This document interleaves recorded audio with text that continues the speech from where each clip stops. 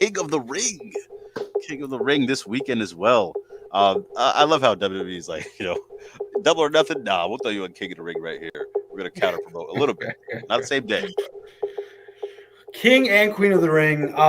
Man, Bianca and Jade are looking really good right there. I'm excited for this knock. Are you?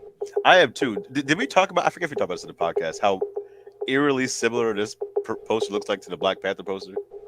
We haven't, but I think it's pretty obvious. Okay, but yeah, Bianca and Jade are killing it. I don't know if Jade's gonna get in the card, or if she'll just be there to help Bianca. I know she got eliminated from the tournament sadly because Nia was berating her daughter, which rightfully so. Mama Bear came to play. Yeah. But Bianca has to win, right? We'll get into that. Let's talk about these matches, get the predictions in, get yours in. And again, if you're not watching live, leave comments because we'll comment all weekend long. King of the Ring starts, I think, 10 a.m. Pacific time here in LA. So let's get into it. First match up, the Intercontinental Championship match. Chad Gable and Bronson Reed want to take that belt from Sami Zayn. Who you got, Knock? Honestly, I like Sami. He had a great win against Gunther. Get that belt on Chad Gable. Let's see him. Let's go full throttle here. Let's get it done. Let's go. Let's push this man to the moon. It's time, man. He's well overdue. I think Chad might get it in Cleveland. I think the belt stays on Sami Zayn. Gosh, you're a great point. That's a great point. I'm rooting for Chad. I think Sami, a good big title defense, you're right. Maybe Bronson takes the pin. Keep Chad safe.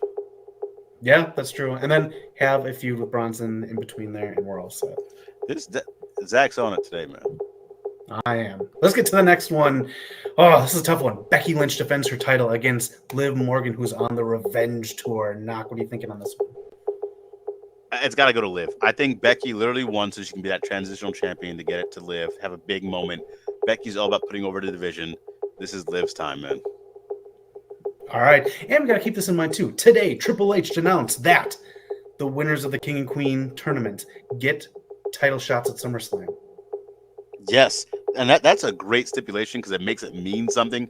And they're trying to build SummerSlam kind of like a second Mania.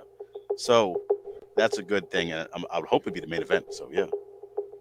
So with that in mind, I do think Liv takes this because we're going to talk about why after that. I think Liv does take this and builds that revenge tour even more. Okay. All right. A lot of people saying Liv should get it. A lot of people think Becky should get it. This is going to be a good match. I'm very excited for it, actually. Yeah. Liv has been killing it. Yes. Now, you have to help me out with this one. Help me out in the chats here because I watch Raw and SmackDown sometimes late at night after long days. We have Logan Paul, United States champion, versus WWE champion Cody Rhodes. Is this title for title, or is it just Cody's title? That's the thing. It was title for title. Then the next week, Logan Paul comes to his lawyer and says, I want to throw it out the window. It just be for your title. And as the heel, they obliged that, and Cody signed the papers, and it's now just for Cody's title. Okay. I like that better because I think Logan should lose it at SummerSlam. I do too, and I thought it was like a lot of like nonsense going on. I think that's Logan Paul's hometown. I'd love to see him lose to LA Knight there. I remember I tried to justify this last week to you guys. Maybe someone else can beat Logan at some point or whatever. But yeah, this is the right way to do it. Have Logan lose here. Have him lose to LA Knight at SummerSlam. Yeah, I'll take that. Cody again. Obvious win. Why not? All right, let's get into it. Again, Triple H said the winner of the King and Queen of the Ring get title shots at SummerSlam. Here's what we know so far. Lyra Valkyria will either face Nia Jax or Bianca Belair. Again, this is being recorded before SmackDown. So, who do you have winning? Nia has been Belair. Nia has been amazing since she's come back. I thought she's great in her role. She's absolutely killing it. Everyone she's with looks better. I think Bianca gets the victory here. I think it has to be Bianca. Get her all the run she can. And Nia took out her partner. I don't think Nia's going to run through both of them. So I think Bianca gets a revenge for Jade here. Okay. All right. Let's see here. You say Belair versus Valkyria.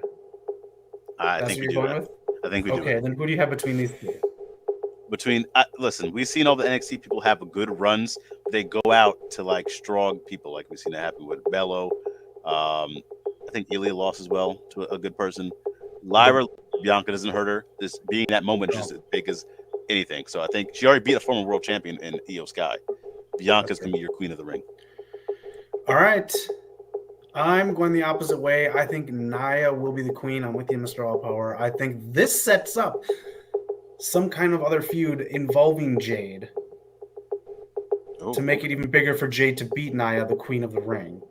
So I think they might play up. Bianca's been having that bad knee during the tournament. Or bad leg. Yep.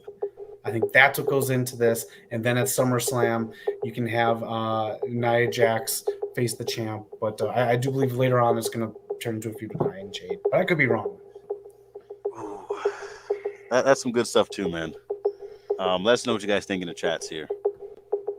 All right. Phantom says Lyra should win and push her to the moon versus Becky at SummerSlam, and she'd be Becky for the next women's.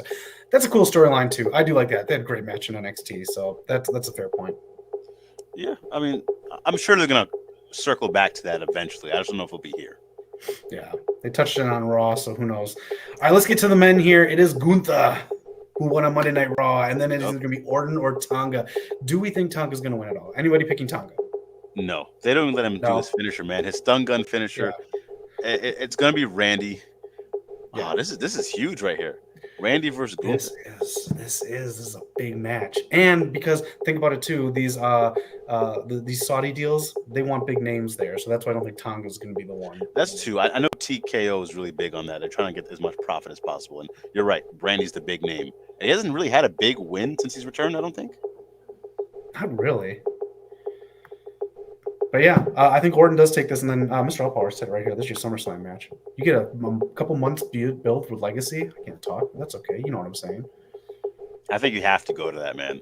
This is like, I'm sure this is one of Cody's dream feuds, to go against the guy that, like, you know, put him on the map in a sense, and as his own person in that group.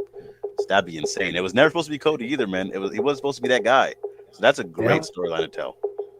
Yeah, I'll be here for it. It does a whole lot of video packages for months, and you got everything set. And Orton, we don't know, this might be his last year too, just kind of like unannounced like his last year. So this is a dream match. Just get off the card and not save for Mania. Do you turn Orton heel? Fuck yeah! Oh yeah. They're running out of faces, like big faces on SmackDown, but Cody's over there, you're fine. LA Knight's over there, you're fine. You'll figure it out with some other people. Here's the other thing too. If anyone let me know in the chat if they've ever addressed this, but I don't think they have. Cody won the belt at Mania, but the belt he has is actually 2 belts. And on the website, he's currently the undisputed, or he's the WWE champion and the Universal champion. So he's a 2-time world champion, essentially. Orton's 14-time. If he was to beat Cody, doing some standard math here, is it now he is 16-time world champ because he wins the Universal belt and the WWE belt? I like it. Is he tied at 16? Can we get some clarification on that, people? Oh man, make him the 17-time champ. Make him. Yeah, we know that. We know he should be the one to break it. I think he should be the one to break it all time. 100%. Even Slick Rick would think so. All right. Any other predictions you think for King and the Queen, the ring, or do you think this is pretty straightforward and a solid pay-per-view? I think so. I thought this would have been where Jacob Fatu might have debuted, but I don't see anywhere where he would fit unless Tama Tonga stuff. But I don't think Tama's winning, so I think we hold off on Jacob. Yeah, if it was Uso versus Tonga, that would have been more bloodline build to SummerSlam. But with all these stipulations and the Saudis wanting big names, I think we kind of figured out the ending to the show. Yeah. All right, that's it. That is the King and Queen of the Ring. Let us know your predictions as well. And, of course, get up bright and early here in the States and enjoy the damn show.